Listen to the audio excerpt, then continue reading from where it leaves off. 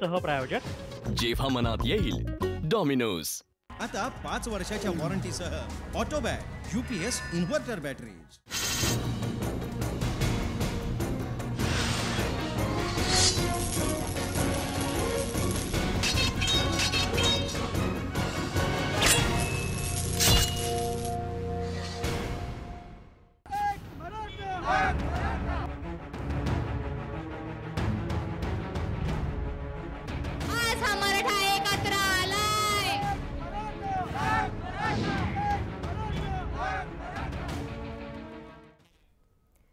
जय महाराष्ट्र में रुशाली यादव सारंग। मराठा क्रांती मोर्चाचं वादळ मुंबईमध्ये धडकलं।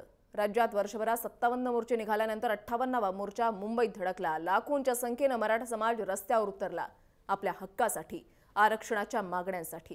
57 मोर्चे काढल्यानंतरही आज जर या मोर्चाची दखल घेतली नाही तर हा लढा असाच सुरू ठेवण्याचा निर्धार मराठा बांधवांनी केला आणि हाच निर्धार मनाशी धरून मुंबईमध्ये धडक दिली। सरकारने मराठा समाजाच्या काही मागण्या मान्य केल्याही, मात्र लाखोंचा जनसमुदाय एकवटलेला असताना आज ठोस निर्णय झाल्याशिवाय मुंबई सोडून जाणार नाही हा निर्धार केलेला असतानाच सरकारने 58व्या मोर्चावेळी काही मागण्या मान्य केल्या। तरीही मराठा आरक्षणाचा प्रश्न मात्र तसाच आहे। त्यामुळे लक्षवेधी चर्चेचा मुद्दा हा की मराठा समाजाचा मुंबई मोर्चा यशस्वी ठरला का?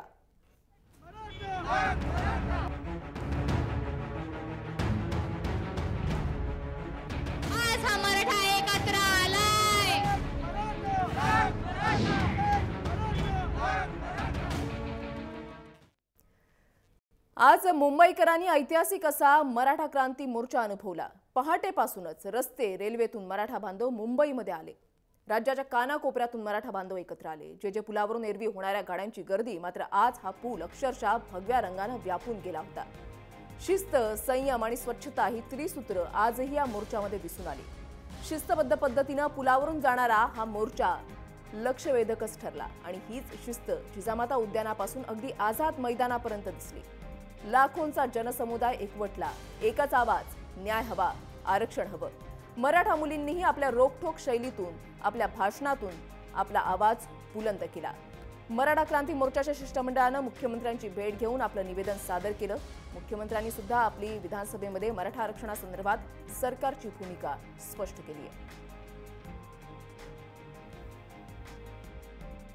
आरक्षणाच्या संदर्भात मागासवर्गीय आयोगाकडे आता उच्च न्यायालयाने ते पाठवलंय। राज्य सरकारने देखील हे स्पष्ट केलं की आरक्षणाकरता राज्य सरकार पूर्णपणे त्या ठिकाणी पॉझिटिव्ह आहे। गेल्या सरकारने अध्यादेश काढला होता, या सरकारने त्याला कायद्यात परिवर्तित केलं, पण माननीय उच्च न्यायालयाने त्याच्यावर स्थगिती दिली। पण ती स्थगिती दिल्यानंतर त्या संदर्भात कोर्टामध्ये केस झाल्यानंतर मागासवर्गीय आयोगाकडे तो पाठवण्याच्या संदर्भातला निर्णय झाला। मागासवर्गीय आयोग गठीत झाला। मागासवर्गीय आयोगाकडे तो गेलेला आहे। आपण जे काही आपल्याकडचा डेटा आहे तोही पाठवलेला आहे। आज या निमित्ताने मी मोर्चातल्या लोकांना हे आश्वस्त केलेलं आहे की मागासवर्गीय आयोगाला ही विनंती करण्यात येईल की टाइम बाउंड पद्धतीने मागासवर्गीय आयोगाने त्यांचा रिपोर्ट हा कोर्टामध्ये सादर करावा, जेणेकरून आपल्याला हे जे काही आरक्षण आहे ते आरक्षण त्या ठिकाणी मराठा समाजाला देता येईल। शिष्यवृत्ती आपण लागू केली होती छत्रपती शाहू महाराज योजनेच्या अंतर्गत।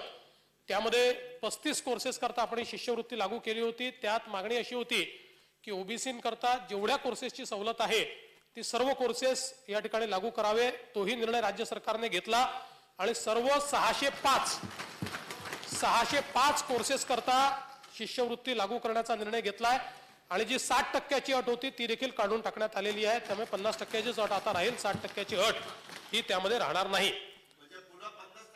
नाही, ती आहे ओबीसीला आहे, जी ओबीसीला आहे तीच अट, ओबीसी प्रमाणेच। म्हणजे काही कोर्सेसला ती 50%ची आहे, काहीला कमीची आहे। ती जी काही अट आहे ती राहणार आहे। ऍडमिशन मिळण्यासाठीच आहे ती, हा, म्हणजे ती याचीच ऍडमिशनचीच अट आहे, ती वेगळी अट नाही आहे। त्याचप्रमाणे प्रत्येक जिल्ह्यामध्ये मराठा समाजाच्या विद्यार्थ्यांना त्या ठिकाणी शिकता यावं याकरता हॉस्टेलची निर्मिती करण्याचा निर्णय हा राज्य सरकारने घेतलेला आहे आणि त्यासोबत त्याला वन टाइम ग्रँट म्हणून बांधकामाकरता 5 कोटी रुपये प्रत्येक जिल्ह्यामध्ये हे देण्यात येतील, अशा प्रकारचा देखील निर्णय हा घेण्यात आलेला आहे। अण्णासाहेब पाटील आर्थिक विकास महामंडळ जे आहे, या महामंडळाला यापूर्वीच राज्य सरकारने 200 कोटी रुपये हा निधी मागच्या आपण याच्यात दिला होता। आता या महामंडळाच्या संदर्भात या महामंडळाच्या माध्यमातून 3 लाख शेतकऱ्यांच्या मुलांना कौशल्य प्रशिक्षण द्यायचं या संदर्भातली एक योजना आपण केंद्र सरकारला सादर केली होती। कालच केंद्र सरकारने ती योजना मंजूर केलेली आहे आणि त्या योजनेच्या अंतर्गत 3 लाख शेतकऱ्यांच्या मुलांना त्या ठिकाणी कौशल्य प्रशिक्षण देण्याच्या संदर्भात हा निर्णय या ठिकाणी घेण्यात आलेला आहे। त्यासोबत 10 लाखापर्यंतचं कर्ज याच्यावर व्याज सवलत द्यायची हा देखील निर्णय याच्यामध्ये आपण घेतलेला आहे। त्यामुळे 10 लाखापर्यंतचं जे कर्ज बँकेच्या माध्यमातून त्यांना मिळवून द्यायचं आणि त्याच्यावरचं व्याज जे आहे ते व्याज या महामंडळाच्या माध्यमातून व्याज सवलत योजनेतनं त्या ठिकाणी भरायचं अशा प्रकारची देखील त्या ठिकाणी तो निर्णय झालेला आहे। मराठा समाजानं आपल्या मागण्यांचं निवेदन दिलं आणि त्याच्यानंतर मुख्यमंत्र्यांनी आपली भूमिका, सरकारची भूमिका या प्रश्नी काय आहे ती स्पष्ट केलेली आहे विधानसभेमध्ये। सरस अनुषंगाने आपल्याला चर्चा करायची आहे, मुद्दे कोणते असतील पाहूयात।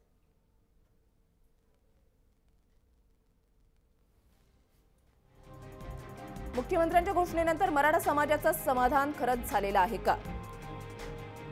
मराठा समाजाला आरक्षण खरंच मिळू शकेल? आणि दूरगामी विचार करता मराठा समाजानं काय करावं? या चर्चेमध्ये तुम्ही सुद्धा सहभाग घेऊ शकता। मी ट्विटरवर एक प्रश्न विचारलेला आहे की मराठा समाजाचा मुंबई मोर्चा यशस्वी ठरला का? @जयमहाराष्ट्रN या आमच्या ट्विटर हँडलवर तुम्ही तुमचं मत नोंदवू शकता। आपल्या चर्चेला सुरुवात करायची। आपल्यासोबत जय महाराष्ट्राचे संपादक तुळशीदास भोईटे आहेत। यानंतर आपल्यासोबत आपले प्रतिनिधी निलेश जगताप जे सकाळपासूनच आझाद मैदान या ठिकाणाहून संपूर्ण आढावा घेतात ते आपल्यासोबत आहेत। यानंतर आपल्यासोबत आहेत गंगाधर काळकुटे जे राष्ट्रीय छावा संघटनेचे अध्यक्ष आहेत। यानंतर युवक प्रतिनिधी आहेत आपल्यासोबत विशाल कदम। याच्यानंतर आपल्यासोबत आहेत शांताराम कुंजीर जे मराठा क्रांती मोर्चाचे समन्वयक आहेत। भारत गोरेगावकर आपले प्रतिनिधी आपल्यासोबत आहेत आणि आपले पॉलिटिकल प्रतिनिधी सुद्धा आपल्यासोबत आहेत। त्यांच्या सर्वांकडून आज आपण दिवसभरामध्ये ज्या घडामोडी घडलेल्या आहेत, कशा पद्धतीने त्या घडामोडी घडल्या आणि संध्याकाळपर्यंत नेमकं काय काय घडलेलं आहे ते सर्व काही जाणून घेण्याचा प्रयत्न करणार आहोत।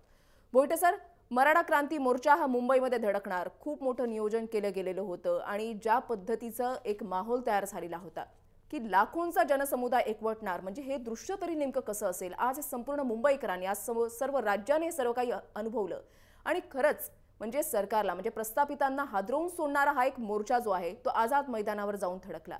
मात्र आता मराठा समाजाच्या मागण्या ज्या आहेत त्या खरंच मान्य झालेल्या आहेत? असं म्हणतो वृषाली की आजचा जो मोर्चा होता हा महामोर्चा म्हणावा असाच होता असं म्हटलं तर वावगं ठरू नये। याआधी मला वाटतं 1989 मध्ये रिडल्स ऑफ हिंदुइझमचा जो एक वाद तयार झाला होता तेव्हा रिपब्लिकन पार्टी ऑफ इंडिया, इतर आंबेडकरवादी संघटना आणि त्याला प्रत्युत्तर म्हणून शिवसेना अशा जो एक संघर्ष रंगलेला त्यावेळी भावनात्मक मोठं वादळ उठलं होतं आणि एक विकेंद्रीकरण जे झालेलं होतं, दोन याच्यात ध्रुवीकरण झालेलं होतं समाजाचं, त्यावेळी अशा प्रकारचे मोठे मोर्चे निघालेले मुंबईनं अनुभवले आणि त्यानंतर मधल्या काळात मोर्चे तसे खूप निघाले, मात्र असे महामोर्चे म्हणाव्याचं हा पहिलाच होता 1989 नंतरचा असं मला तरी वाटतंय। त्याचबरोबर आता जो प्रश्न तुम्ही विचारलात की समाधानकारक आहे का, खरं तर समाधान हे सुद्धा पुन्हा मान्यवर असतं की काही लोकांना समाधान वाटलेलं दिसतंय, काही लोकांचं त्याबद्दल असमाधान व्यक्त होतंय। कारण मुख्यमंत्र्यांनी जे निवेदन सभागृहात दिलं त्यानंतर नारायण राणे यांची जी प्रतिक्रिया आली, त्यानंतर इतर आमदारांच्या ज्या प्रतिक्रिया आल्या, त्याचबरोबर आझाद मैदान परिसरातून ज्या प्रतिक्रिया तिथे उपस्थित असलेल्या मराठा क्रांती मोर्चासाठी गावागावातून, म्हणजे कुठून लोक आली नव्हती, विदर्भातून आली होती, मराठवाड्यातून आली होती, उत्तर महाराष्ट्रातून आली होती, कोकणातून आली होती, पश्चिम महाराष्ट्रातून, दक्षिण महाराष्ट्रातून, महाराष्ट्राच्या प्रत्येक कोपऱ्यातून या मोर्चासाठी मराठा समाज एकवटला होता। त्यातल्या प्रत्येकाच्या आपापल्या विचारानुसारच्या त्यांच्या दृष्टिकोनानुसार समाधान आहे, काही जणांचं नाही आहे। अर्थात आजच्या चर्चेत जे मान्यवर सहभागी झालेले आहेत, गंगाधर काळकुटे आहेत, विशाल कदम, शांताराम कुंजीर, या तिघांकडूनही त्याविषयी आपल्याला एक दिशा मिळेल। त्याचबरोबर राम कदम भारतीय जनता पक्षाचे आमदार, ते स्वतःसुद्धा या चर्चेत भाग घेणार आहेत, ते सुद्धा सांगतीलच की कशा पद्धतीनं सभागृहाची प्रतिक्रिया उमटली यावर। मात्र सर्वात महत्त्वाचा मला यातला जो घटक वाटतोय तो आहेत आपले निलेश जगताप, जे आझाद मैदानावर काल रात्रीपासूनच ठिय्या देऊन आहेत। त्याचबरोबर भारत गोरेगावकर आहेत, ज्यांनी रायगड म्हणजे त्या मुंबई गोवा हायवेपासूनच हा मोर्चा अनुभवत ते पुढे आझाद मैदानापर्यंत आलेत। त्यांनी एरियल व्हिज्युअल्स पाठवलेत आपल्याला आणि विधान भवनातून आपले जे सहकारी आहेत ते सुद्धा यावर प्रकाश टाकतीलच की नक्की काय प्रत्येकाला वाटलेलं आहे ते। वृषाली, नक्कीच मला निलेश जगताप यांच्याकडे जायचं आहे. निलेश, आज सकाळपासूनच म्हणजे आज सकाळपासून म्हणण्यापेक्षा काल रात्रीपासूनच तुम्ही आझाद मैदानाच्या परिसरामध्ये होता, तिथला संपूर्ण आढावा घेण्याचा प्रयत्न करत होता. मराठा बांधव जे आहे ते कुठलीही पावसाची किंवा थंडीची किंवा हवेची कुठल्याही प्रकारची तमा न बाळगता आझाद मैदानामध्ये एकवटत होते पहाटेपासूनच, रात्रीपासूनच. हा एकूणच माहोल कसा होता आणि तुमच्यासोबत आता ज्या मुली आहेत ज्यांनी मंचावर उभं राहून आपली रोखठोक भूमिका मांडली, आपलं म्हणणं मांडलं, आपला सरकारपर्यंत आवाज पोहोचवला, त्या तरुणींचं आता तरी समाधान झालेलं आहे का? सरकारकडून आता ज्या पद्धतीनं म्हणजे मुख्यमंत्र्यांनी जी माहिती दिली की आम्ही कशा पद्धतीने विचार करतोय आणि कशा पद्धतीने विचार केला जाईल आणि आम्ही नेमकं काय करणार आहोत, ही माहिती ज्या वेळेला मराठा बांधवांना कळाली, या तरुणींना कळाली, त्यावेळेला तरी त्यांचं समाधान झालेलं आहे का?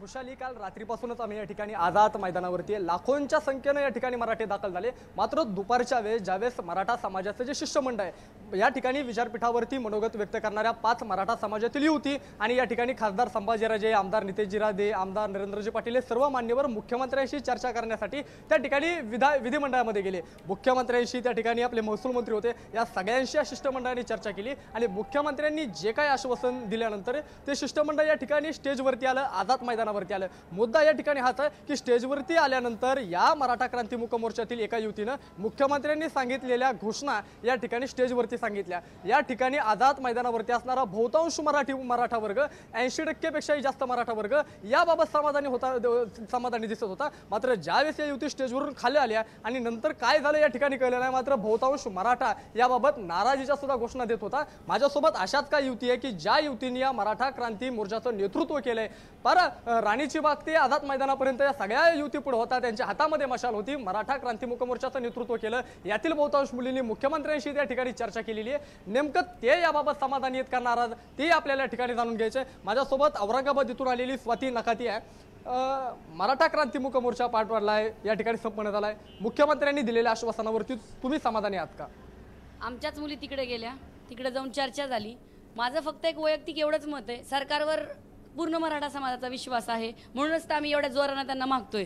पण तुम्ही ज्या पण काही मागण्या मान्य केल्या त्या सगळ्या मागण्या तुम्ही व्यवस्थित लिहा, त्याच्या खाली सह्या करा. अहो काहीतरी पुरावा द्या. एवढ्या मुंबईत आलो होतो आम्ही आणि तुम्ही लिहून दिलं. मला खरं सांगते प्रश्न तेव्हा पडला जेव्हा स्टेजवरचे म्हणजे मी स्टेजवरती थांबले होते आणि तिकडे चर्चा करायला कोण गेलं हे आल्यानंतर आम्हाला कळालं. जेव्हा त्या मुलगी वाचत होती तर मला असं वाटलं टाईप वगैरे केलेला असेल, खाली सह्या वगैरे असतील. तिच्या हातात एक कागद होता आणि त्याच्यावर की नाही बॉल पेननं का शाई पेननं काहीतरी लिहिलेलं होतं. ते पाहिल्यानंतर मला प्रश्न पडला की मराठा समाज हा 16% आरक्षण मागतोय. हे चर्चेतनंच आम्हाला कळालेलं. चर्चेतनं म्हणजे आतापर्यंतच्या पूर्ण ह्या कालखंडामध्ये आम्हाला कळालं. आणि आता ती मुलगी जेव्हा बोलली आणि ते जेव्हा वाचलं शॉक झालो. नेमकं आता ठीक आहे, कदाचित तिनं बोलताना चुकली असेल, कदाचित तिकडून तिचं असं म्हणणं की ते चंद्रकांत दादा पाटलांनी लिहिले, कदाचित त्यांनी गडबडीत लिहिलं ते चुकले असतील. त्याच्यामुळे आमच्यासारख्या तरुणांच्या अख्ख्या महाराष्ट्राच्या मनात प्रश्न पडू देऊ नये सरकारनी. एवढं मोठं मन करून त्यांनी एवढं सगळं दिलंय असं त्यांचं म्हणणं असेल. भाऊ पटापटा टाईप करा, सह्या करा आणि आमच्या मनातली शंका दूर करा. कारण आम्ही इथं तुमच्या विश्वासावर आलो. विश्वासावर म्हणजे आम्हीच तुम्हाला निवडून दिलं, तुम्ही आमचेच आम्हाला देताना आमच्यातल्याच काही लोकांच्या खांद्यावर बंदुकी ठेवून असं काही करू नका. ही मी बोलते म्हणजे स्वाती नकाते बोलते असं नाही, ही मी बोलते म्हणजे अख्ख्या तरुणाईचा आवाज मी मुख्यमंत्र्यांना विनंती करते. बघा इकडं कुजबूज चालली आहे, खरंच कुजबूज चालली आहे की मी नाही म्हणत आहे की मुख्यमंत्र्यांनी शेतकऱ्यांसारखं परत मराठा समाजाला गाजर दिलं का काय असं लोक म्हणताय. मी स्पष्ट बोलणारी म्हणून तुमच्या माध्यमातून सांगते. एवढंच माझं म्हणणं आहे तुमच्या माध्यमातून आणि सगळ्यांच्या चर्चेतनं आतापर्यंतच्या मला कळालेलं. खरं तर वृषाली या ठिकाणी या युवतींची भूमिका आपण जाणून घेतोय. मुख्यमंत्र्यांना निवेदन देणारी सुद्धा युवती माझ्यासोबत आहे. तू समाधानी आहे का या ठिकाणी? स्वातीता या ठिकाणी येणार आहे, तू समाधानी आहेस का? मी एक विद्यार्थी म्हणून समाधानी आहे, पण एका मराठा शेतकऱ्याची मुलगी म्हणून मी अजिबात समाधानी नाहीये. कारण त्यांनी ज्या काही आमच्या मागण्या मान्य केल्या त्यामध्ये विद्यार्थ्यांच्या पूरक अशा ज्या मागण्या होत्या तेवढ्याच मान्य केल्या. शेतकऱ्यांच्या बाबतीतल्या सर्व मागण्या मान्य झालेल्या नाहीयेत. त्यामुळे मी पूर्णपणे समाधानी नाहीये. त्या ठिकाणी काय निवेदनामध्ये सांगितलं? मुख्यमंत्र्यांनी काय सांगितलंय तुम्हाला? मुख्यमंत्र्यांनी आम्हाला असं आश्वासन दिलं की आणि त्यांनी एक सांगितलं की त्यांनी ज्या ज्या मागण्या आमच्या मान्य केल्यात त्या मागण्या येत्या विधानसभेमध्ये ते विधान भवनामध्ये त्या विधेयक तयार करून त्या मंजूर करून घेतल्या जातील आणि त्या अंमलात येतील. असे त्यांनी आम्हाला आश्वासन दिलं आणि त्यांच्यासोबत संपूर्ण त्यांचं मंत्रिमंडळ आणि आपले विरोधी पक्ष नेते वगैरे सगळे मंडळी उपस्थित होते. या सगळ्या मंडळीमध्ये नारायणजी राणे यांनी सुद्धा आम्हाला आश्वासन दिलं की एक विरोधी पक्ष हाच आवाज जो आहे तो आपल्याला सर्वसामान्य माणसापर्यंत पोहोचवायचा आहे, सरकारपर्यंत पोहोचवायचा आहे. निलेश, की ज्या पद्धतीने या मुली म्हणतायत की विद्यार्थिनी म्हणून मी समाधानी आहे मात्र शेतकऱ्याची मुलगी म्हणून मी समाधानी नाहीये, मोहिते सर आता याला काय म्हणावं? नक्कीच, म्हणजे महत्त्वाचा म्हणजे अगदी या तरुण मुलीनं म्हणजे खरं तर तिच्या परिपक्वतेला मला सलाम करूसा वाटतोय की तिनं एकंदरीतच मुख्यमंत्र्यांनी निवेदन केल्यानंतर जी प्रतिक्रिया उमटली आहे एवढ्या कमी शब्दात तिने मांडली की एक विद्यार्थिनी म्हणून मी खुश आहे, मात्र एका शेतकऱ्याची सुद्धा मी लेक आहे आणि शेतकऱ्याची लेक म्हणून शेतकऱ्यांच्या मागण्याविषयी मुख्यमंत्र्यांच्या संपूर्ण निवेदनात चकार शब्दही नसल्यानं शेतकऱ्याची लेख म्हणून त्यांनी जे असमाधान व्यक्त केलेलं आहे. आपल्यासोबत कुंजीरसुद्धा आहेत, शांताराम कुंजीर. म्हणजे हे जे सर्व ऐकलं, आता औरंगाबादच्या स्वातीनं जे सांगितलं आधी तीव्र शब्दात तिनं भावना मांडल्या. अहो आम्ही एवढ्या दूर आलो आहे, काहीतरी लेखी द्या, केवळ तोंडीवर कुठे भागवता. आणि म्हणता म्हणता तिनं गाजराचाही उल्लेख केला. शांतारामजी, काय एकंदरीत प्रतिक्रिया आहे? हे भाजपा सरकार आणि त्यांचे मुख्यमंत्री यांनी किसान क्रांती मोर्चाच्या वेळेसुद्धा अशाच पद्धतीने तोंडी आश्वासन दिलं, लेखी बिलकुल दिलं नाही. त्यावेळेसही आम्ही त्यांना लेखी मागितलं होतं, आताही त्यांनी लेखी आश्वासन दिले नाही आहे. त्यामुळं समाजामध्ये पुन्हा नाराजी पसरलेली आहे. अनेक तरुणांनी आम्हाला फोन केला की जे तरुण असे इच्छुक होते की ठोक मोर्चा काढूया आपण, त्या तरुणांना आम्ही शांत करून त्यांना सांगितलं नाही, हा मूक मोर्चा काढायचा शेवटचा, आणि त्यांना आम्ही तयार केलं. परंतु ते सगळे तरुण आता त्या ह्याच्यामध्ये त्या आझाद मैदानावरती आहेत. विशाल कदम मराठवाड्यातून थेट इथे आलेल्या जय महाराष्ट्राच्या स्टुडिओत. विशाल, काय वाटतं? म्हणजे आता स्वाती नखाते औरंगाबादचेच, मराठवाड्यातल्या औरंगाबादचेच तरुण मुलगी, तिने ज्या तीव्र शब्दात म्हटलेलं आहे. सर, आता आमच्या एका लहान्या भगिनीने सांगितलं की विद्यार्थी म्हणून मी खुश आहे, परंतु ती खुश तिच्या अज्ञानामुळे आहे. कारण सरकारने जी घोषणा केली ती ओबीसींप्रमाणे मराठा समाजातल्या विद्यार्थ्यांना आता सवलती मिळणार आहेत. मागच्या 2 वर्षापासून सर ओबीसी विद्यार्थ्यांची संपूर्णतः शिष्यवृत्ती बंद करण्यात आलेली आहे. 650 कोटीवरून 50 कोटीच्या दरम्यान साधारणतः विद्यार्थ्यांवरती खर्च त्यांनी आणलेला आहे. ओबीसी विद्यार्थ्याला जर गव्हर्नमेंट कॉलेजमध्ये जर नंबर लागला, इंजिनिअरिंग कॉलेजचं, पुण्याचं कॉलेज ऑफ इंजिनिअरिंग पुणे आहे, त्या ठिकाणी जर बीटेकला जर प्रवेश घ्यायचा असेल तर त्या ठिकाणी 42,350 रुपये फीस आहे. आणि आज आमच्या शेतकऱ्याचं उत्पन्न गव्हर्नमेंटच्या आकडेवारीनुसार सांगितलं जातं की एका शेतकऱ्याचं उत्पन्न 1,200 रुपये प्रतिवर्ष आहे. मग 1,200 रुपये प्रतिवर्ष असणारा शेतकरी त्याच्या मुलाला इंजिनियर किंवा डॉक्टर करू शकतो तुम्ही मांडलेला. तुमच्या सोबतच तिथे गंगाधर काळकुटे सुद्धा बसलेले आहेत. गंगाधर, तुमची काय प्रतिक्रिया आहे? सर, आमच्याकडे एक म्हण आहे ग्रामीण भागात, लबाडाचं आवातनं जेवल्याशिवाय खरं नसतं.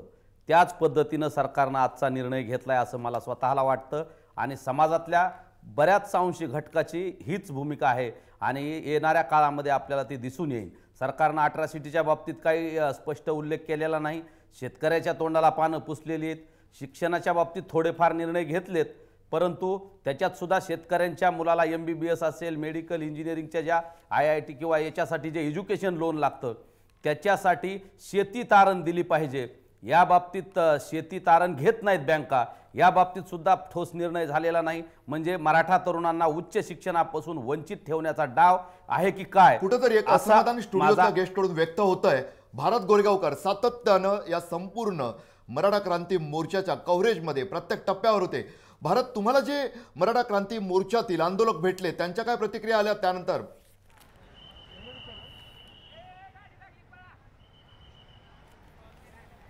सर, या ठिकाणी मराठा क्रांती मोर्चा जो अतिविराट मोर्चा आज मुंबईमध्ये संपन्न झाला. खरं तर लाखो मराठा या मुंबईमध्ये आज दाखल झाले होते. अगदी महाराष्ट्राच्या कानाकोपऱ्यामधून आणि राज्याच्या बाहेरनं सुद्धा आले होते. एकच एल्गार होता या ठिकाणी, आरक्षणाचा मुद्दा. आणि आरक्षण मराठ्यांना कोणत्याही परिस्थितीमध्ये हवं आहे आणि आरक्षण घेतल्याशिवाय आम्ही इथून जाणार नाही, इथून हटणार नाही, अशी ठाम भूमिका या मोर्चाची होती. अत्यंत शिस्तप्रिय असा हा मोर्चा मुंबईच्या शहराने अनुभवला, राज्यांनी सुद्धा बघितला. म्हणजे लोकशाहीमध्ये आपल्या ज्या भावना कोणी पाहिलेला नव्हता असा मोर्चा जो आहे तो मुंबईकरांनी अनुभवला. मात्र भारत एकूणच जर पाहायला गेलं तर ज्या वेळेला शिष्टमंडळ त्या ठिकाणी आलं, आझाद मैदानामध्ये पोहोचलं, त्याच्यानंतर लोकांच्या काय प्रतिक्रिया होत्या ते आपल्याला जाणून घ्यायचंय. खरंच मराठा समाज हा आता समाधानी आहे?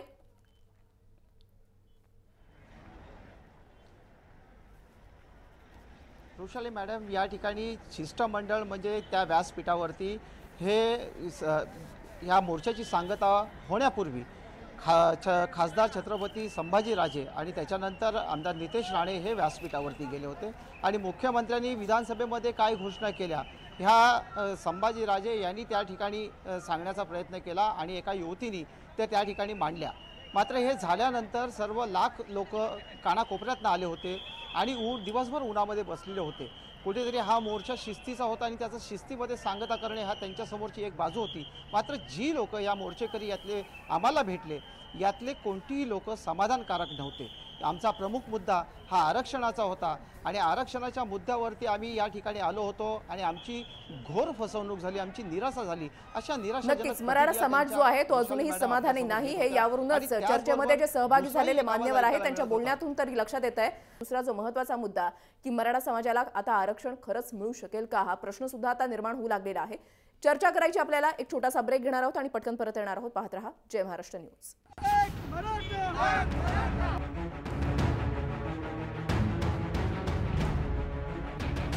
मराठा एकत्र आलाय.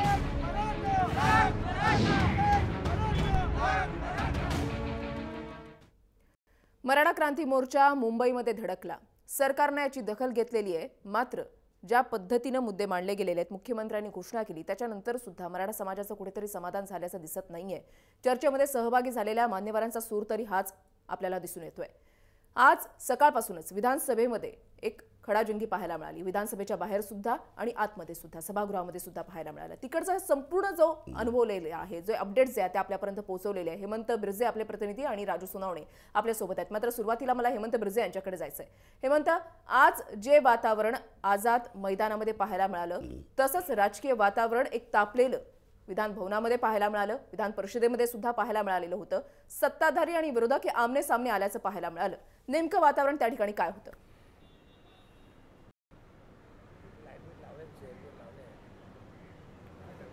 वृषाली, मराठा आरक्षणाच्या संदर्भात विरोधक आणि सत्ताधारी ह्याचं राजकारण करतायत हे निश्चित आहे. कारण विरोधकांना त्या पद्धतीने टार्गेट सत्ताधाऱ्यांना करायचं की हे भाजप शिवसेनेचं सरकार मराठा आरक्षणाच्या संदर्भात गंभीर नाही आहे आणि तोच मुद्दा धरून विरोधकांनी आज पूर्णपणे सत्ताधाऱ्यांना घेरण्याचा प्रयत्न केला. आज विधान परिषदेमध्ये त्या पद्धतीने जे धनंजय मुंडे विरोधी पक्षनेते आहेत त्यांनी हेच म्हटलं की सरकारने पूर्णपणे ज्या 16 मागण्या आहेत त्यातल्या 7ही मागण्या, ज्या प्रमुख 7 मागण्या आहेत त्या मान्यच केलेल्या नाही आहेत. मराठा आरक्षणाच्या संदर्भात मुख्यमंत्र्यांची जी भूमिका आहे ती कुठल्याही पद्धतीची ती स्पष्ट होत नाही आहे आणि मराठा आरक्षणाच्या संदर्भातलं सरकार वेळ काढून भूमिका करत आहे. न्यायालयीन ही संपूर्ण प्रक्रिया अशा पद्धतीचं दाखवण्याचा हा दिखाऊपणा आहे. आणि जे सुनील तटकरे आहेत त्यांनीही हे म्हटलं की सरकार कुशा पद्धतीने फसवणूक करते मराठा समाजाची, हे सांगण्याचा प्रयत्न विरोधकांनी केला. नारायण राणे आज मुख्यमंत्र्यांची जवळ बाजू एका पद्धतीने घेण्याचा प्रयत्न केला. भारतीय जनता पक्षाच्या आमदारांची मुख्यमंत्र्यांच्या घोषणेनंतर काय प्रतिक्रिया होत्या त्यांच्या? स्वाभाविकच म्हणजे सत्ताधारी पक्ष म्हणून मनात नसलं तरी त्यांना स्वागत करावं लागलं असेल. नेमकं काय बोलले ते?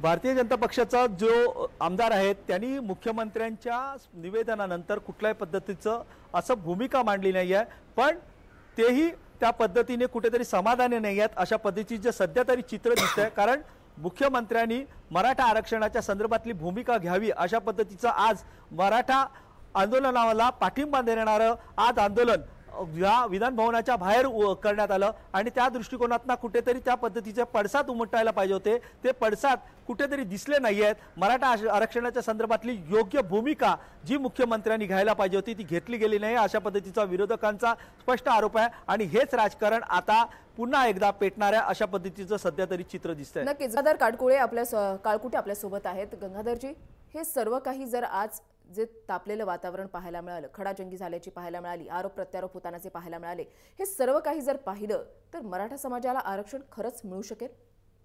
आत्ताच्या सरकारचं आणि विरोधकांचं जे वादग्रस्त विधान आणि त्यांचं जे विधानसभेतलं विधान परिषदेतलं जे वातावरण आहे ते पाहून मला वाटत नाही की हे आरक्षण देण्याच्या मनस्थितीत आहेत म्हणून.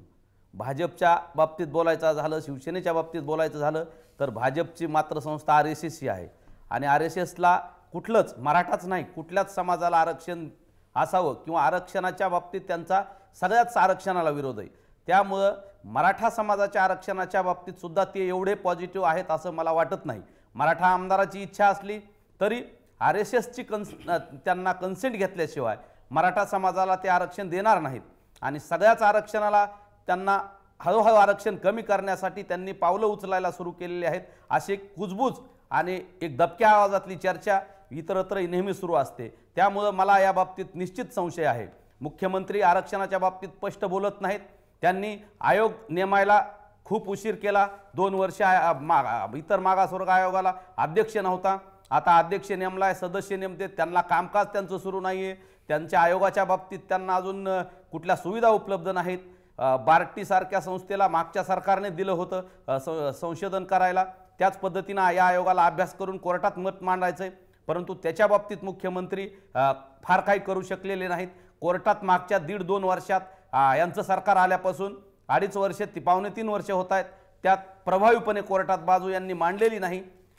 पहिल्या सरकारने दिलेले वकील सुद्धा त्यांनी बदललेले आहेत. सरकार बदलत आहे, सत्तेचे चेहरे बदलतात आहे, मात्र या बाबतीतली भूमिका मात्र बदलताना दिसत नाही. शांतारामजी, तुम्हाला काय वाटतंय की मराठा समाजाला जसं मागितलं जात आहे, तुमच्यासारखे कार्यकर्ते समन्वयक सातत्यानं प्रयत्न करतात आहे, 1 नाही 2 नाही 58 मोर्चे काढले गेले, मात्र आता तरी आरक्षण खरोखर मिळेल असं वाटतंय? कारण आज तरी तसं काही ठोस पदरात पडलंय असं कुणीही बोलताना दिसत नाही. एक उपसमिती नेमण्याचा निर्णय झालेला आहे, ज्याला खरं तर कॅबिनेटचेही दर्जाचे अधिकार असेल अशीही चर्चा आहे. मात्र त्यातून काय साध्य होऊ शकेल असं वाटतं? आणि मराठा आरक्षणाच्या दिशेने मुख्यमंत्र्यांनी एक सकारात्मक पाऊल टाकलंय असं तुम्हाला वाटतं? नाही, बिलकुल वाटत नाही आहे. कारण मंत्रिमंडळाची उपसमिती नेमली, परंतु जी मागासवर्ग आयोग आहे ना, त्या आयोगाचे अध्यक्ष त्यांना बसायला जागा नाही आहे. एक 10x12ची एक रूम आणि एक 10x10ची रूम अशी अवस्था ते पुण्यामध्येच ऑफिस आहे. दुसरी त्यांनी सारथी संस्था जी काढलेली आहे तिचीसुद्धा तिलाही बसायला जागा नाही. डॉक्टर सदानंद मोरे अध्यक्ष बनवले, पण त्यांनी बसायचं कुठं हा प्रश्न आहे. तर अशा पद्धतीने हे फक्त वेळ काढू धोरण करतात, घोषणा करतात. फक्त त्या घोषणेंना छत्रपती शिवाजी महाराजांचं नाव देतात, घोषणांना रायश्री छत्रपती शाहू महाराजांचं नाव देतात आणि मराठा समाजाला भुलवण्याचा प्रयत्न करतात. पण कुठल्याही पद्धतीचं ठोस असं काम ते करत नाही आहे. अशा पद्धतीचं आत्तापर्यंत आढळून आलेलं आहे. कुठलीही तुम्ही त्यांनी घोषणा केली की त्याच्यामध्ये त्रुटी ठेवतात ते आणि लोकांना भुलवण्याचा प्रयत्न करतात. त्यामुळे त्यांच्याकडून आरक्षण लवकर होईल असं काय वाटत नाही. कारण त्यांनी त्या राज्य मागासवर्ग आयोगाला टाईम बॉन्ड द्यायचं म्हटलं आहे फक्त, पण किती महिन्यामध्ये देणार आहे? 3 महिन्यात द्यायचे का 2 महिन्यात द्यायचे का 1 महिन्यात द्यायचे? असं काही नाही, ते असे लोंबकळत ठेवतात. अशा पद्धतीचं हे सरकार आहे. ह्या भाजपा सरकारला मगाशी आमचे मित्र गंगाधरनी सांगितल्याप्रमाणे हे RSS संचलित करतं. RSS ज्या पद्धतीने गाईडलाईन देईन त्या पद्धतीने ते चालतं आणि कुठलंही आंदोलन असेल त्या आंदोलनामध्ये आपली लोकं घुसवायची आणि आंदोलन फेल करायचं असा कार्यक्रम ते करतात, असं माझं ठाम मत आहे. मात्र आज जो मराठा क्रांती मोर्चा निघाला तो फक्त आणि फक्त नेतृत्व केलं तर या मराठा क्रांती मोर्चानंच. प्रत्येकानं या मोर्चाचं नेतृत्व या ठिकाणी केलेलं आहे आणि या मोर्चामध्ये सहभागी झालेल्या तरुणींनी रोखठोकपणे आपलं मत मांडलेलं आहे. आपला आवाज जो आहे तो सरकारपर्यंत पोहोचवण्याचा प्रयत्न केलेला आहे. निलेश जगताप आपले प्रतिनिधी आपल्या सोबत आहेत. निलेश, तरुण मुलींनी स्पष्टपणे सांगितलेलं आहे की आम्हाला काही लिहून दिलेलं नाहीये, फक्त एका बॉलपेननं किंवा शाईच्या पेनाने एका पानावर काहीतरी खरडून दिलं, मात्र त्याच्यामध्ये काय ठोस असं आमच्या हाती काही लागलेलं नाहीये. या मुलींकडून जाणून घ्यायचंय की मराठा समाजाला आरक्षण आता खरंच मिळू शकेल का, ही जर सर्व परिस्थिती पाहिली तर?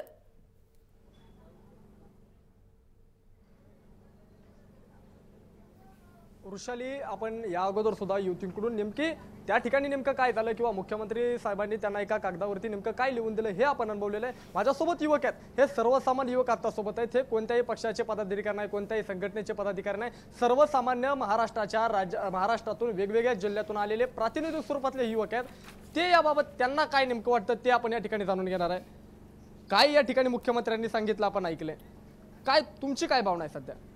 मुळात सांगायचं म्हणलं तर विधानसभेमध्ये राज्याचे मुख्यमंत्री सन्माननीय देवेंद्र फडणवीस यांनी मराठा समाजाबद्दलचा आज जे विशाल राज्यव्यापी जो मोर्चांनी मुंबईत पार पाडला 9 ऑगस्ट 2017ला, अर्थात चले जावचाच आजच्या दिवशी नारा दिला होता.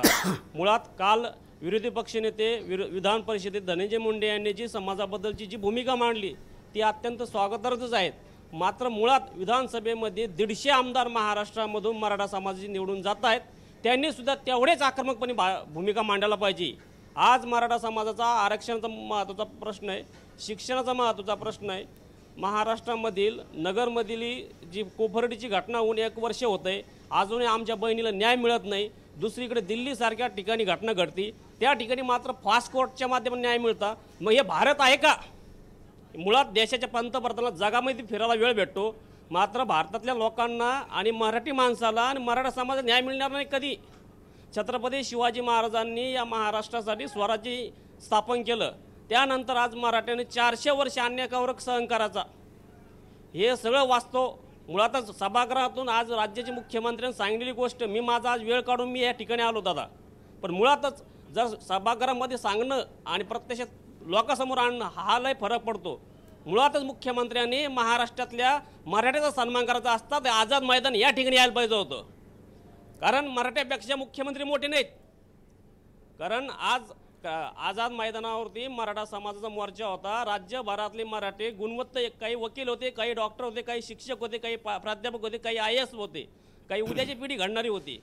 खरं तर वृषाली यांची जी भूमिका आहे ना, एक वाक्य त्यांनी आता वापरलं आणि तीच भूमिका मोर्चामध्ये मोठ्या संख्येनं नागरिक जे मराठा होते हे जोरजोराने घोषणा देऊन तेच वाक्य बोलत होते की मुख्यमंत्री साहेबांनी या ठिकाणी आझाद मैदानामध्ये यावं आणि या ठिकाणी उपस्थित असणाऱ्या मराठी मराठ्यांना संबोधित करावं. आणि दुसरा एक मुद्दा या ठिकाणी यांनी मांडलेला की जे 150-145 मराठा समाजाचे आमदार आहेत यातील यावरती राग होता, म्हणजे आमदार कोणत्याही पक्षाचे असले तरी तो जर मराठा समाज असेल तर त्या मराठा आमदारावरती या ठिकाणी रोष व्यक्त केला जात होता. किंवा मराठा समाजाच्या अनेक नेत्यांना आझाद मैदानामध्ये या ठिकाणी मराठ्यांच्या रोषाला सुद्धा सामोरं जावं लागलेलं आहे. नक्की, जसे तरुण जे आहेत ते तुमच्या सोबत त्या आझाद मैदानामध्ये होते, असंख्य तरुण त्या ठिकाणी होते, तसेच तरुण जे आहेत ते आपल्या स्टुडिओमध्ये सुद्धा आहेत. विशाल कदम युवक प्रतिनिधी आपल्या सोबत आहेत.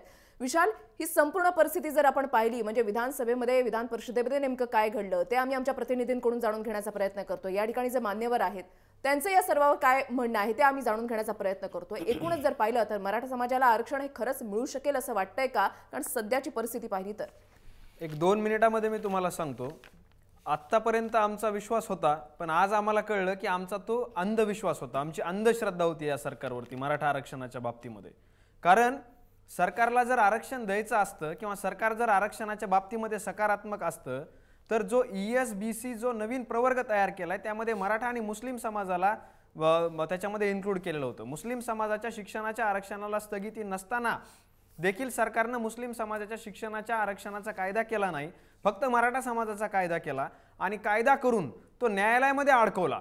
आता न्यायालयामध्ये अडकवल्याच्या नंतर त्यांनी बरेच दिवस ॲफिडेव्हिट पण दाखल केलं नाही. मराठा समाजाचे ज्यावेळेला मोठे मोठे मोर्चे निघायला लागले त्यावेळेला वकील लावला आणि ॲफिडेव्हिट दाखल केलं. आज सरकारनं एक काम करायला पाहिजे होतं की सरकार मागासवर्ग आयोगाकडून किती दिवसामध्ये काम पूर्ण करून घेणार हे त्यांनी टाइम आणि तारीख ही त्यांनी सांगायला पाहिजे होती. आणि मुख्यमंत्र्यांनी मराठा समाजाची माफी मागायला पाहिजे होती की नागपूर मोर्चाच्या वेळेला तुम्हाला आमचं शिष्टमंडळ येऊन भेटलं होतं, त्यावेळेला तुम्ही आम्हाला मोठे मोठे आश्वासनं दिले होते, ते गाजरं निघले आणि हे गाजरं दिल्यामुळे त्यांनी आमची माफी मागायला पाहिजे होती, पण दुर्दैवानं त्यांनी पत्रकारांशी सुद्धा संवाद केलेला नाहीये. त्यामुळं आजची परिस्थिती पाहता मला वाटत नाही हे सरकार आम्हाला आरक्षण देईल. त्यामुळे आता आमच्या भावानं सांगितलं 1942ला आझाद मैदानावरच गांधीजींनी चले जाओचा नारा दिला होता. मराठा समाज आमचा जोशमध्ये, पण आज आमच्या समाजाला होश आलंय. आजपर्यंत आमचे सगळे जोशामध्ये लोकांची संख्या मोठ्या मोठ्या म्हणजे एक उत्सव असल्यासारखं मीडिया दाखवायची आणि आमचे लोक सुद्धा त्याच्यामध्ये सहभागी व्हायचे, पण हा उत्सव नव्हता, हा आमच्या मनातली खदखद होती, राग होता, हे आज आता सगळ्या लोकांना पटलेलं आहे. आणि त्यामुळं आज सरकारनं आज जे धोरण अवलंबिलेलं आहे त्यामुळं आज जे आमचे लोक म्हणजे महत्त्वाकांक्षी व्यक्ती ही फार शांत जेव्हा असते त्यावेळेला तिच्या मनामध्ये फार मोठ्या युद्धाची तयारी सुरू असते. त्याच पद्धतीमध्ये शांततेत आलेल्या मराठा समाजानं आज मोठ्या युद्धाची तयारी मनामध्ये केलेली आहे. आता हा भडका कधी निघेल बाहेर हे सांगता येत नाही. त्यामुळं आम्हाला आता आरक्षण नको, काहीच नको, हे सरकारच नको आम्हाला. आम्ही हे चले जाओच्या सरकारला आम्ही आज नारा देतोय की तुमच्याच्यानं आरक्षण देणं होत नाही, तुम्ही देऊ शकत नाही, तुमची पात्रता नाही. RSSनं पाठिंबा का नाही दिला? सगळ्या संघटनांनी आज आरक्षणाला पाठिंबा दिला, सर्व पक्षीय तिथं आमदार आले. RSSच्या एखाद्या प्रवक्त्यानं का नाही जाहीर केलं? RSSचे प्रवक्ते वेगवेगळ्या TV चॅनलवरती विचारतायत की मराठा समाजाचं न्यायालयीन हा खटला चालू असताना मराठ्यांचे मोर्चे काय? विशाल कदम विशालची जी प्रतिक्रिया आहे खूपच तीव्र प्रतिक्रिया, एक संतप्त प्रतिक्रिया की खूप मोठ्या अपेक्षा ठेवून मुंबईकडे आलो होतो, मात्र पदरात काहीच पडलं नाही. अगदी त्यांच्या शब्दात सांगायचं तर पदरात फक्त आणि फक्त गाजरच पडली असं त्यांना वाटतंय.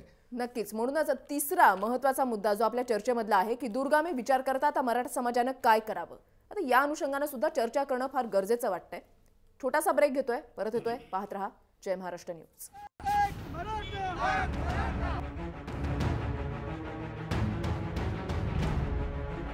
आज हा मराठा एकत्र आलाय.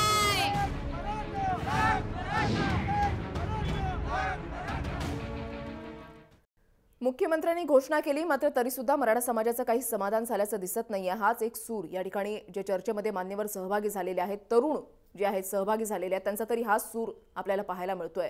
आपले प्रतिनिधी राजू सोनवणे आपल्या सोबत आहेत.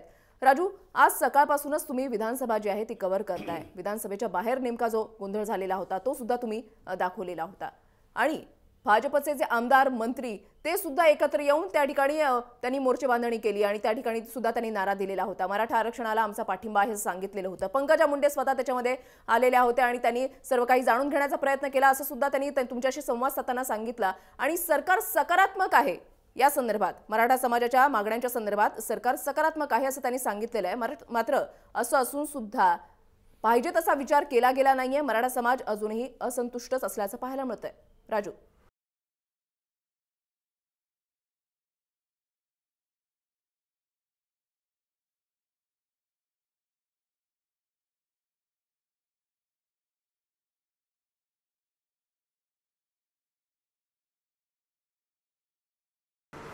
राजूपर्यंत माझा आवाज कदाचित पोहोचत नाहीये. निलेश जगताप आपले प्रतिनिधी आपल्या सोबत आहेत. तरुणांचं नेमकं म्हणणं काय आहे ते आपण जाणून घेण्याचा त्यांच्याकडून प्रयत्न करत होतो.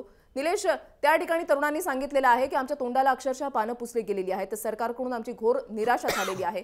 याच तरुणांकडून आपल्याला जाणून घ्यायचं आहे की ज्यावेळेला ते सकाळी या मोर्चामध्ये सहभागी झालेले होते, आझाद मैदानामध्ये आलेले होते, त्यावेळेला त्यांच्या डोक्यामध्ये नेमके विचार तरी काय होते?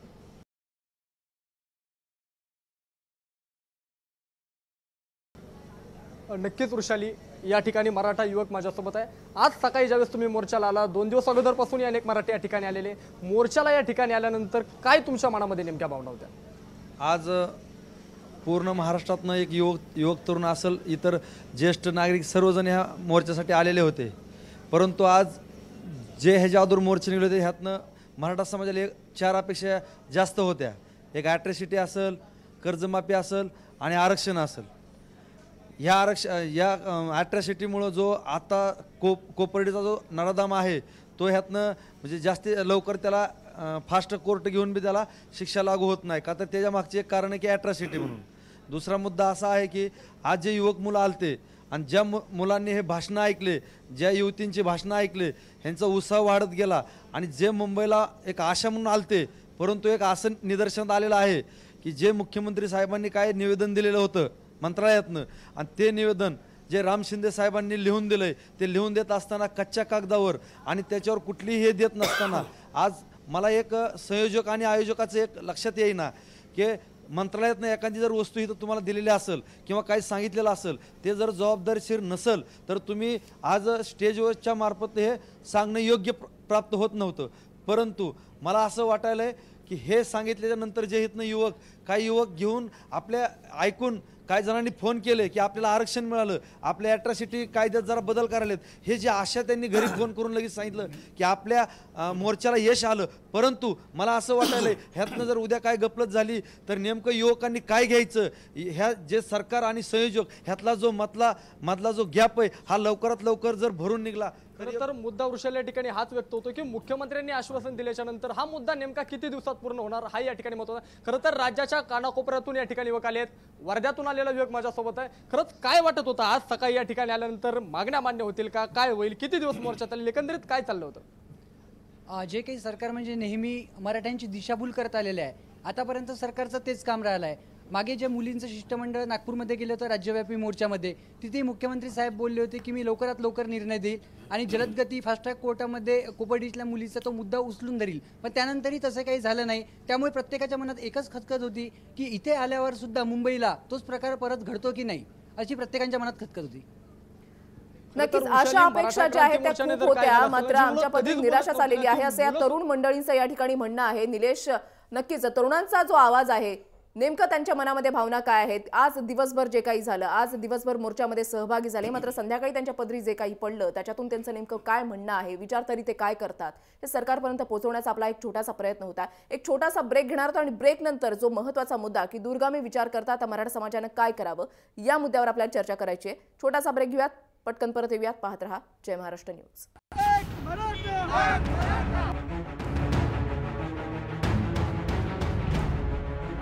आज हा मराठा एकत्र आलाय.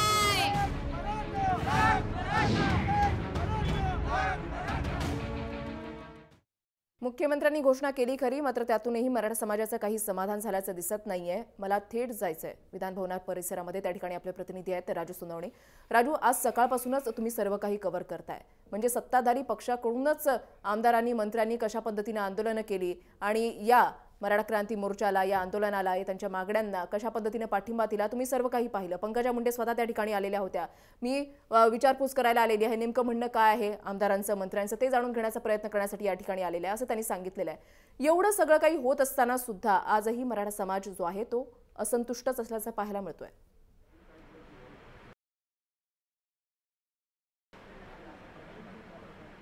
निश्चितपणे वृषाला पहिला आजचा जो मोर्चा होता तो काहीतरी आपल्या पदरात पडेल अशा अपेक्षेने सगळे हे मोर्चेकरी, हे मराठा बांधव आलेले होते. मात्र हा निर्णय झाल्यानंतर जो आहे तो कुठेतरी संमिश्र प्रतिक्रिया आपल्याला पाहायला मिळते. सगळ्यात महत्त्वाचं म्हणजे चौथ्या नंबरची जी मागणी होती ती शेतीविषयी होती. शेतकऱ्यांना काहीतरी मिळेल अशा प्रकारची मागणी होती. मात्र मुख्यमंत्र्यांनी याच्यावरती कुठल्या प्रकारचा शब्द सुद्धा काढलेला नाहीये.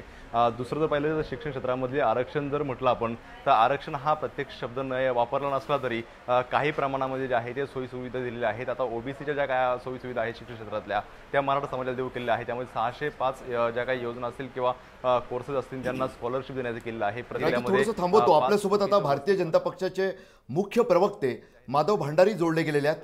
माधवजी, एकंदरीतच मुख्यमंत्र्यांनी विधान भवनात दोन्ही सभागृहांमध्ये निवेदन केलं, त्यानंतर अपेक्षा हीच होती की मोर्चासाठी आलेल्यांचं समाधान होईल, मात्र सर्वांचंच समाधान झालेलं दिसत नाहीये. मोर्चा आणि त्याच्या संबंधित सगळे विषय मुख्यमंत्र्यांनी अत्यंत कौशल्याने आणि संयमाने हाताळले. मोर्चेकऱ्यांचं समाधान झाल्याचं तर त्या मोर्चामधल्या अनेक महिलांनी आणि मुलींनी व्यासपीठावर येऊन जाहीरपणे सांगितलं आणि अनेक मागण्यांच्या बद्दलची सकारात्मक भूमिका सरकारने यापूर्वी जी घेतल्याची मुख्यमंत्र्यांनी स्पष्ट केली. त्याच्यामुळे मोर्चेकऱ्यांचं समाधान झालं नाही असं म्हणण्यासारखी परिस्थिती नाहीये. आता शेवटी असं आहे की या मोर्चामध्ये सुद्धा 2-3 वेगवेगळे प्रकार असू शकतात. काही जणांना त्यांचे राजकीय हेतू आहेत त्यामुळे त्यांना मोर्चाचं समाधान झालं असं म्हणणं सोयीचं नसेल, असं परिस्थिती असू शकते. माधवजी, आताच तुम्ही म्हणालात की मोर्चातील मुलींनीच सांगितलं की आमचं समाधान झालंय. काही वेळापूर्वीच तुमच्याशी बोलण्यापूर्वी स्वाती नखाते नावाच्या औरंगाबादच्या एका तरुणीनं सांगितलं, जी स्वतः व्यासपीठावर भाषण करणाऱ्या तरुणींमध्ये होती. तिनं असं म्हटलं की आम्ही एवढ्या दुरून आलेलो, आम्हाला असं वाटलं काहीतरी ठोस पदरात पडेल आणि केवळ तोंडी नाही तर लेखी सुद्धा आम्हाला काहीतरी दिलं जाईल, मात्र तसं काही नाही. दुसरी, मुख्यमंत्र्यांना भेटून आलेल्या तरुणीने असं सांगितलं की विद्यार्थिनी म्हणून मी खुश आहे, मात्र माझे वडील शेतकरी आहेत, शेतकऱ्याची लेख म्हणून मात्र मला मुळीच समाधान नाही आहे, कारण त्याविषयी मुख्यमंत्री महोदय काहीच बोलले नाहीत. माधवजी, या व्यासपीठावर वेगळं बोलण्यासारखा मुद्दा शिल्लक नव्हता, कारण आपण कर्जमाफीची घोषणा केली, कर्जमाफीची योजना लागू केली, त्याबद्दलचं ठोस भूमिका घेऊन आपण कारवाई सुरू केली. त्यामुळे त्याचा पुनरुच्चार करण्याची गरज कदाचित मुख्यमंत्र्यांना वाटली नसेल. नक्कीच माधवजी, या ठिकाणी जर आपण म्हटलं की व्यासपीठावर ज्या मुली होत्या त्यांनी आपले मुद्दे जे आहेत त्या ठिकाणी मांडलं. त्यांनी असं म्हटलं की आम्हाला काहीतरी ठोस मिळायला पाहिजे होतं, आमच्या हाती काहीतरी ठोस द्यायला पाहिजे होतं, मात्र तसं काही एक झालेलं नाहीये आणि याची अंमलबजावणी कधीपर्यंत होणार याचं सुद्धा मुख्यमंत्र्यांनी कुठल्याही प्रकारचं स्पष्टीकरण दिलेलं नाहीये. एक या सगळ्या विषयामध्ये लक्षात घेतलं पाहिजे आणि मी आपल्याला सुद्धा प्रसारमाध्यमांमधल्या सर्वांनाही विनंती करेन की मराठा आरक्षणाचा मुद्दा 1981 पासून चालू आहे. 1981 ते 2000 किंवा 1981 ते 1995 14 वर्ष आज ज्या मोर्चाचं नेतृत्व करणारी काही मंडळी ती सत्तेत होती. 2000 ते 2015 सुद्धा हीच मंडळी सत्तेत होती. 30 वर्षात मराठा आरक्षण आणि मराठा समाजाच्या वेगवेगळ्या मागण्या या संदर्भात या 30 वर्षात काही झालं नाही, ही वस्तुस्थिती आपण विसरता कामा नये, ती नजरेआड करता कामा नये. आणि 30 वर्षामध्ये जे झालं नाही ते 3 वर्षामध्ये घडवून आणावं या पद्धतीचा जो काही प्रचाराचा एक प्रयत्न चालू आहे तो सुद्धा काही फार योग्य असं मला नक्कीच. वाटतं. अखेरचा एक प्रश्न विचारतो माधवजी की एकंदरीत जर विचार केला तर दुर्गामी विचार करता मराठा समाजानं नेमकं काय केलं गेलं पाहिजे, काही सकारात्मक पावलांबद्दल काय सांगाल? सकारात्मक पावलं सरकारने उचललीच आहेत आणि म्हणून तर मराठा समाजामधल्या वेगवेगळ्या मागण्या ज्या आहेत त्या मागण्यांच्या दृष्टीने ठोस पावलं उचलली. सारथीची निर्मिती केली, सारथीचं काम सुरू झालं, शिष्यवृत्त्यांचा प्रश्न मार्गी लावला. ह्या आरक्षणाच्या संदर्भात सुद्धा या सरकारने सकारात्मक भूमिका घेऊन न्यायालयासमोर बाजू मांडली. या सगळ्या गोष्टी या 3 वर्षामध्ये आपण आपल्या धन्यवाद माधवजी. अखेरचा अवघं मराठा मिनिटभर उरलं असेल आपल्याकडे. विशाल कदम आपल्यासोबत आहेत. विशाल, नेमकं काय सांगाल तुम्ही? एक तर माधवजी जे बोललेत त्याबद्दल तुम्ही समाधानी आहात त्यांनी जे सांगितलं, आणि त्याचबरोबर काय सकारात्मक पावलं आता स्वतः समाजाने सुद्धा उचलली पाहिजे असं तुम्हाला वाटतं? मला फक्त 3-4 मिनिट द्या सर. 3-4 मिनिटं शक्य नाही आहे विशाल, कारण आपण वेळ खूप ओलांडलेली आहे वेळ. खरं फक्त मिनिटभरासाठी आपण बोलतो. मागच्या ज्या आमच्या मोर्चाचं नेतृत्व कोणत्याही व्यक्तीनं केलेलं नाही. यांनी ज्या लोकांवरती आरोप केला ना ते सत्तेत होते, त्यांच्या विरोधात पण हे आमचे मोर्चे आहेत. आम्ही आता सगळेला सत्ताधारी आणि विरोधक हे कसे आहेत ते आम्हाला समजलेलं आहे. पण इथून पुढे आता मराठा समाजाच्या युवकांवरती एक जबाबदारी येऊन ठेपलेली आहे. माझ्या सगळ्या भावांना मी एक विनंती करतो, बाबांनो, सत्तेशिवाय आपल्याला काही मिळणार नाही. डॉक्टर बाबासाहेब आंबेडकरांनी जेव्हा संविधान देशाला दिलं त्यावेळेला त्यांनी त्यांच्या समाजाला सांगितलं होतं की जा तुमच्या घराच्या भिंतीवर कोरून ठेवा की तुम्हाला सत्ताधारी जमात बनायचंय. मराठा समाज हा सत्तेपासून दूर गेलाय, फक्त राजकीय सत्तेपासून नाही तर न्यायाधीशांची संख्या पहा तुम्ही. ज्युडिशरीमध्ये कुठंच मराठा समाज दिसत नाही, प्रशासनामध्ये कुठंच मराठा समाज दिसत नाही, मीडियामध्येही कुठंच दिसत नाही. ज्या कंपन्यांचं 10 कोटीपेक्षा जास्त शेअर कॅपिटल आहे अशा कुठल्याही कंपन्या मराठा समाजातल्या लोकांच्या नाहीत. त्यामुळे सत्ता सगळ्याच क्षेत्रातली मराठ्यांची उद्ध्वस्त झालेली आहे.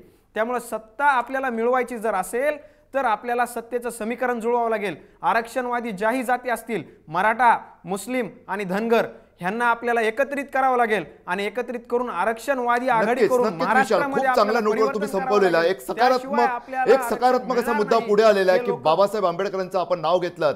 या देशाला घटना देणारे, सर्वांसाठी काही ना काही देणारे महापुरुष म्हणजे बाबासाहेब आंबेडकर. शिका, संघटित व्हा आणि संघर्ष करा. आज खूप एक खरं तर इतिहास घडवणारा मोर्चा ज्या दिवशी निघाला त्याच दिवशी त्या मराठा समाजातील एका तरुण आंदोलकाच्या तोंडून जे बाहेर आलेलं आहे बाबासाहेबांचे शब्द की सत्ताधारी जमात व्हा आणि फक्त सत्तेतील, राजकारणाच्या सत्तेतील नाही तर समाजाच्या प्रत्येक क्षेत्रातील सत्ता आपल्या हाती, आणि त्यासाठी शिक्षणाची कास ही धरलीच पाहिजे आणि इतर समाज घटकांना सुद्धा संघटित करून आपल्यासोबत घेतलं पाहिजे, तरच संघर्षाला अर्थ येईल. हा खूप मोठा संदेश आहे. नक्कीच मराठा क्रांती मोर्चाच्या संयमाची महालाट ही मुंबईमध्ये अवतरली आणि अभ्यासपूर्वक नियोजन या मोर्चाच्या माध्यमातून दिसलं आणि सरकारला सुद्धा याची दखल जी आहे ती घ्यावीच लागली.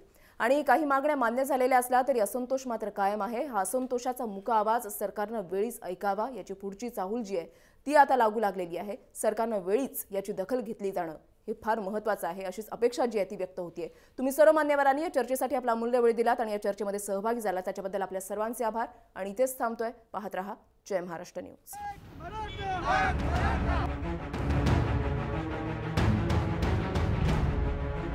आज हा मराठा एकत्र आलाय.